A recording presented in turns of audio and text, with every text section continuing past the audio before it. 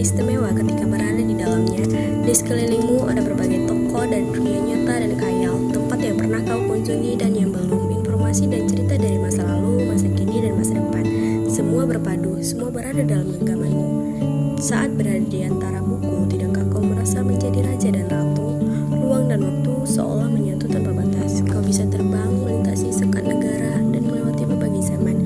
Kau bisa menyelam ke dalam samudra, melayang di angkasa, bercanda dengan aneka satwa, dan berkenalan di tengah padatnya kota, juga di rimba raya. Kau tahu, buku adalah jendela dunia, kunci pengetahuan, dan pintu wawasan. Muhammad Hatta, sang proklamator, berkata, "Aku rela dipenjara asalkan bersama buku, karena dengan buku aku bebas." Melalui buku, manusia terbebas dari ketidaktahuan. Tempat-tempat yang dipenuhi buku adalah harapan berkembangnya pengetahuan dan wawasan. Apa jadinya jika kota tanpa buku? Pantaskah dia disebut kota? Di kota itu mungkin kabar datang dari sumber lain, dari koran, televisi, atau internet.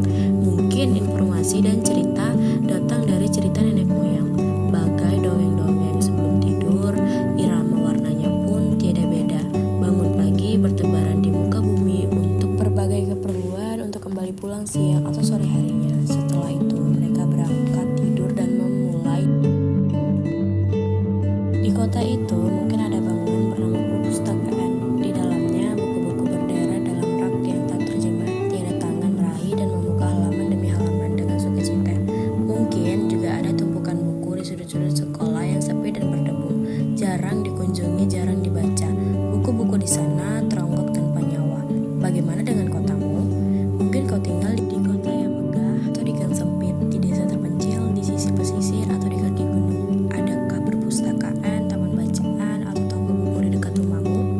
Jika ada, apakah tempat itu menjadi wadah berkumpulnya anak-anak dan warga, menjadi pusat berkembangnya wawasan dan pengetahuan, atau hanya menjadi pajangan? Maukah kau menjadi orang yang menghidupkannya? Kau bisa mengunjunginya dan mengajak teman-teman membaca dan berbagai cerita di sana. Jadikan tempat itu sumber kegembiraan dan pengetahuan. Jika tempat itu belum ada, maukah kau menjadi orang yang mulai menghadirkannya? Kau bisa memulainya dari sebuah sudut di teras rumahmu. Ajak teman-temanmu memulai langkah baru. Jangan biarkan waktu berlalu tanpa buku.